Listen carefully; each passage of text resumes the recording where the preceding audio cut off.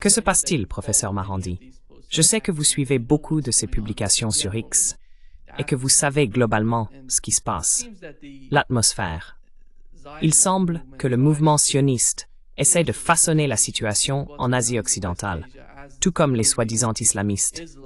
Ils veulent, vous savez, remodeler tout l'Occident, ils l'attaquent d'une certaine manière, essayent de le transformer. Et voici la commentatrice britannique, Melanie Phillips, qui en parle. J'aimerais connaître votre avis sur ce qu'elle essaie de présenter aux gens en Occident.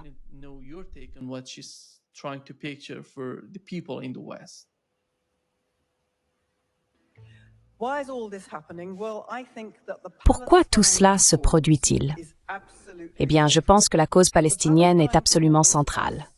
La cause palestinienne, comme nous le savons tous, repose sur rien d'autre que la destruction de l'État juif. Mais au-delà de cela, il s'agit aussi de voler aux Juifs leur propre histoire sur cette terre. La cause palestinienne est devenue la cause des causes en Occident, lequel, bien sûr, s'emploie à détruire ses propres valeurs fondamentales. Des valeurs issues du judaïsme. Ce n'est pas une coïncidence. À mon avis, la cause palestinienne est une forme de guerre sainte, une guerre sainte islamique, et c'est un cheval de Troie pour l'Occident.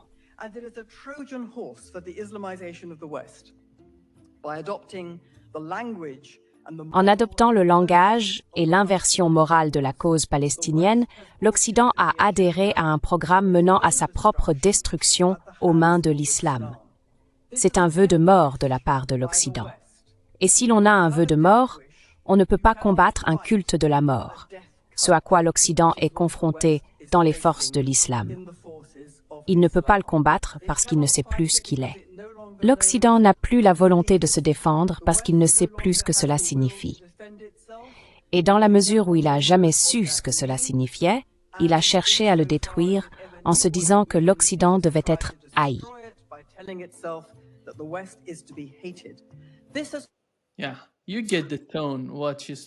Oui, vous saisissez le ton de ce dont elle parle. Comment comprenez-vous la manière dont ils essaient de dire que l'islam nous attaque, que nous devons faire quelque chose, mais que l'État de Palestine se trouve sur le chemin, qu'il empêche ce type d'attaque? C'est pour cela qu'il est nécessaire de soutenir Israël. Comment le comprenez-vous, professeur Marandi?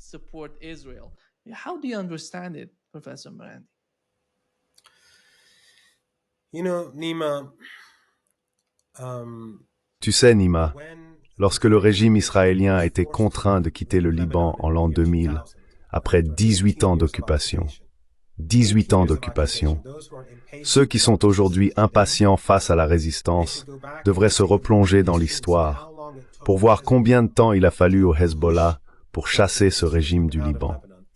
18 ans. Après l'an 2000, je suis allé avec un groupe d'étudiants de l'université de Téhéran. Ils étaient 9, et je crois qu'il y avait peut-être 5 ou 6 professeurs.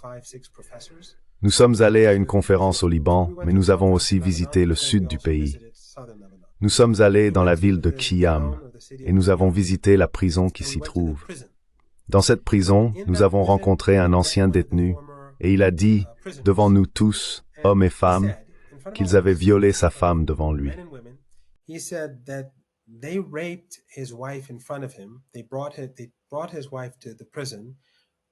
Ils ont amené sa femme à la prison et l'ont violée devant lui pour le forcer à donner des informations. Et la personne qui a commis le viol était libanaise, d'accord? Lorsque les prisonniers ont été libérés, parce que les Israéliens ont rapidement quitté le Liban et abandonné les prisons, les prisonniers sont sortis. Le martyr Sayed Hassan Nasrallah a appelé ses partisans à ne pas chercher à se venger de quiconque avait collaboré avec l'ennemi et vivait au Liban. Cet ancien prisonnier nous a dit « Je croise ce violeur de temps en temps, car il vit dans le sud. Et bien sûr, j'ai des sentiments profonds à propos de ce qui s'est passé. Mais je n'y pense même pas, parce que c'est ce que Sayed Hassan Nasrallah voulait. Il voulait que le Liban reste calme. » Nasrallah wanted because he wanted Lebanon to be calm. He wanted Lebanon to remain united. Il voulait que le Liban reste uni, stable, calme. Il voyait donc les choses dans leur ensemble. Et cette femme parle de l'islam de cette manière. L'islam dont elle parle est en réalité celui des services de renseignement qu'elle admire. Le Mossad, la CIA, les services de renseignement turcs, ceux de l'OTAN, et ces autres régimes riches en pétrole et en gaz liés aux États-Unis. C'est l'islam qu'ils produisent, l'islam takfiri, l'islam de Muhammad ibn Abd al-Wahhab, l'islam que les États-Unis utilisent dans leur guerre par procuration, que ce soit en Afghanistan, en Syrie, en Libye ou ailleurs.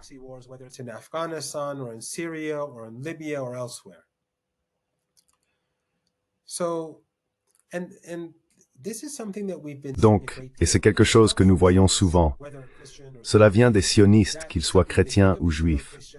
Ils parlent de valeurs judéo-chrétiennes, alors même que nous voyons comment en Palestine, les sionistes insultent Jésus. Pour les musulmans, en revanche, Jésus est infaillible. Il y a même une sourate dans le Saint-Coran qui porte le nom de sa mère. Nous serions prêts à nous battre pour lui. Nous avons vu comment la résistance au Liban et en Irak s'est battue pour sauver les chrétiens, entre autres. Et d'ailleurs, lorsque j'ai visité l'Irak pendant la guerre, j'y ai rencontré un commandant chrétien des forces de mobilisation populaire.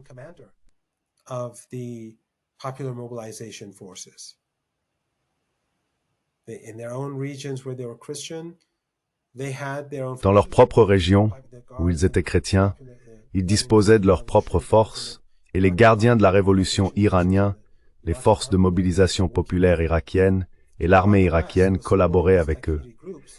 Ainsi, tandis que l'Occident soutenait ces groupes takfiri, l'OTAN et leurs partenaires régionaux, la résistance soutenait les chrétiens. Et vous savez, j'ai récemment vu quelque chose que Tucker Carlson aurait dit 2 fois apparemment. Il est à juste titre très critique envers le régime israélien. Mais il a dit une chose, le régime israélien n'est pas occidental. Il ne respecte pas les valeurs occidentales.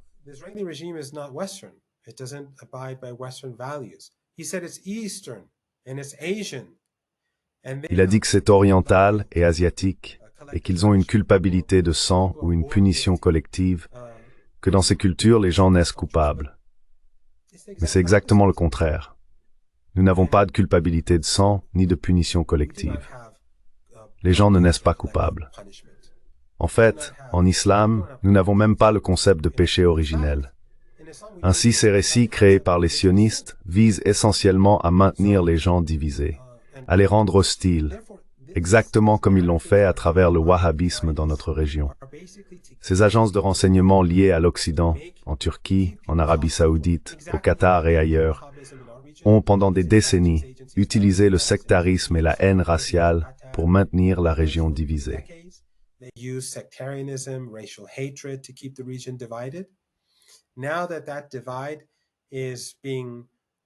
À présent, cette division est en train de disparaître, car la réalité est évidente pour quiconque garde les yeux ouverts. Seule la résistance soutient le peuple palestinien, et personne d'autre. Maintenant, ils ont peur, parce que les Européens et les Américains se détournent du régime israélien, et ils craignent que les musulmans et les chrétiens ne se rapprochent. Alors, ils essayent de créer une profonde fracture entre les deux camps, et de fabriquer une forme d'animosité. Qui donc a sauvé les chrétiens en Syrie avant qu'Al-Qaïda ne prenne le pouvoir? Qui a sauvé les Syriens en Irak? Ce n'étaient certainement pas les forces armées occidentales. Ce n'était certainement pas le régime israélien qui a bombardé des chrétiens à Gaza et assassiné des chrétiens en Cisjordanie occupée.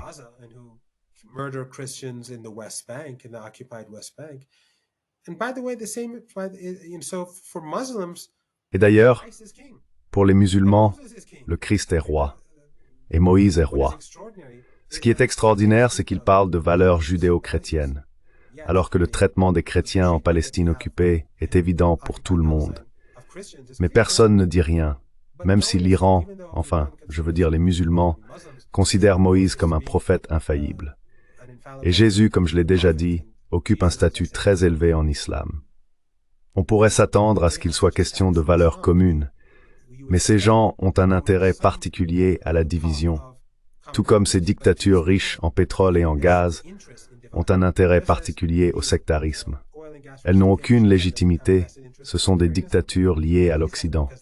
Le régime sioniste, lui aussi, a un intérêt particulier dans la haine religieuse.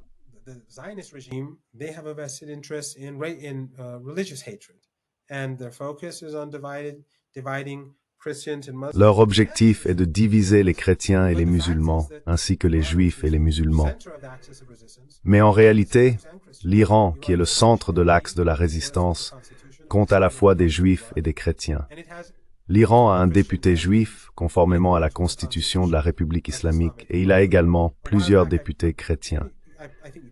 Il y a quelque temps, vous avez probablement entendu parler en ligne d'une station de métro iranienne nommée Sainte-Marie, la mère de Jésus, la mère du Christ.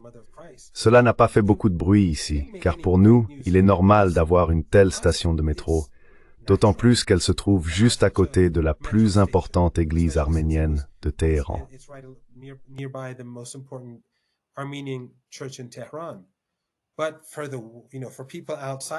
Mais pour les personnes en dehors de l'Iran qui ont été bombardées pendant des décennies par la propagande occidentale, anti-iranienne, anti-musulmane, anti-chiite, anti-résistance, cela a été une grande surprise pour beaucoup.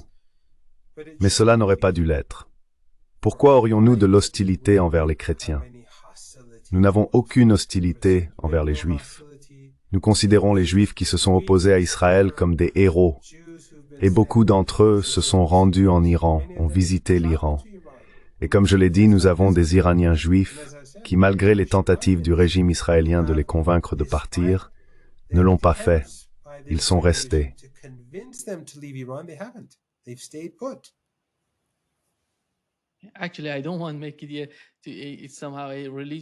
En réalité, je ne veux pas en faire une discussion trop religieuse.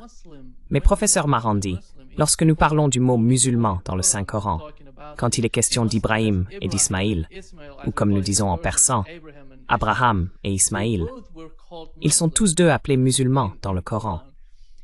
Cela montre que le concept ne consiste pas à isoler les musulmans.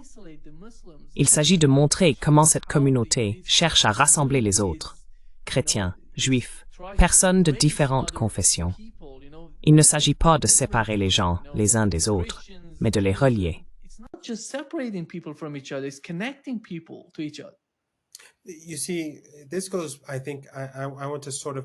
Tu vois, je pense que je veux établir un pont entre ce que tu dis, ce que cette femme a dit, et aussi ce que l'ancien rédacteur de discours d'Obama a déclaré récemment, que tu as sûrement vu.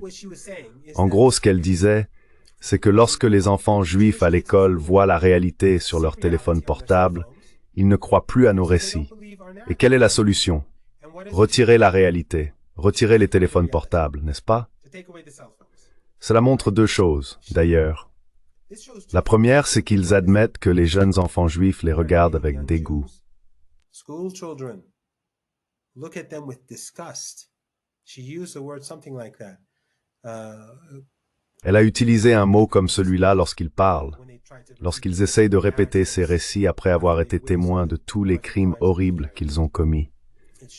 Cela montre que les Juifs ne pensent pas comme la femme qui écrivait pour Obama, ni comme cette femme qui appelle cela une sorte de culte de la mort. Et le deuxième point, c'est que ces deux femmes essayent de faire la même chose, tenter d'imposer ces récits mensongers face à la réalité. Et cela ne fonctionne pas, en fait, la stupidité du régime israélien est qu'il viole le cessez-le-feu chaque jour au Liban et à Gaza.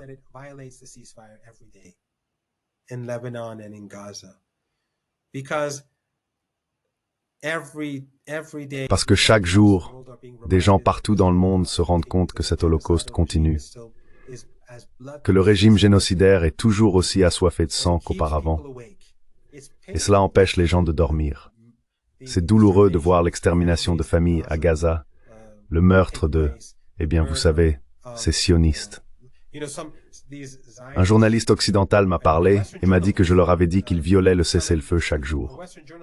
Et le journaliste a répondu, eh bien ils disent que ce sont des membres du Hamas et du Hezbollah. Et j'ai dit, c'est un cessez-le-feu. Quel rapport avec quoi que ce soit? Comme si pour eux, tuer des gens était légitime même pendant un cessez-le-feu. Si ce sont le Hamas et le Hezbollah, alors ce n'est pas un cessez-le-feu.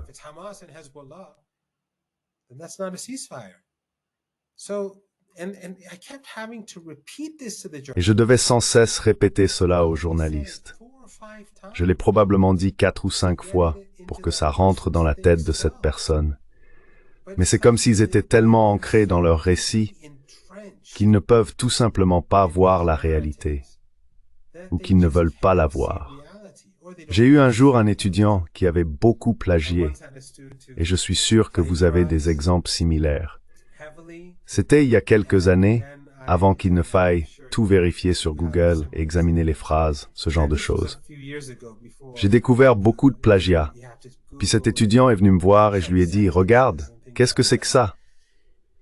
Et l'étudiant n'arrêtait pas de dire, enfin, je ne veux pas préciser s'il s'agissait d'un homme ou d'une femme, l'étudiant n'arrêtait pas de dire « Je ne sais pas ».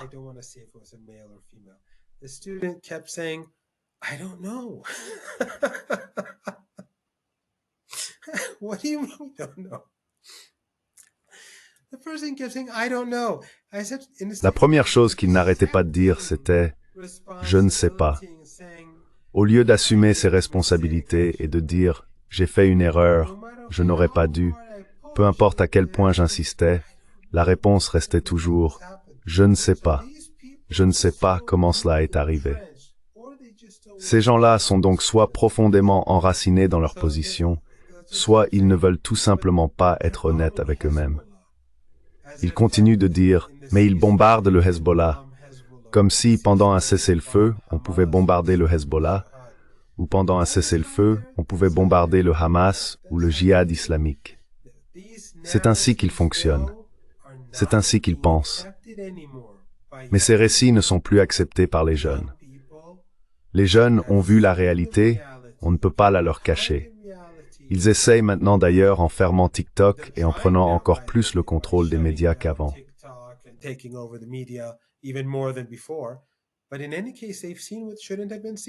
Mais en tout cas, ils ont vu ce qu'ils n'auraient jamais dû voir. Des bébés déchiquetés, mis en pièces chaque jour. Des responsables du régime israélien disant qu'ils vont les affamer, qu'ils les ont affamés et qu'ils continuent de les affamer. En ce moment même, pendant que nous parlons, ils meurent de faim à Gaza. Ils ont très très faim. Des enfants trouvent du pain, ramassent des ordures et mangent des ordures parce que la nourriture n'entre pas. Pourquoi? Parce que le cessez-le-feu est violé. Ils ne se contentent pas de tuer des gens, ils empêchent la nourriture et le matériel d'entrer parce qu'ils veulent que les enfants continuent de mourir. Ils veulent exterminer le peuple palestinien.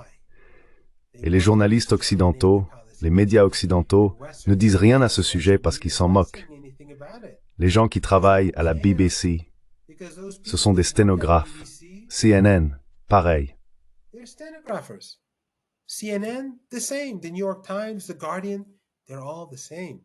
Le New York Times, The Guardian, c'est du pareil au même. Ils n'ont ni dignité ni honneur.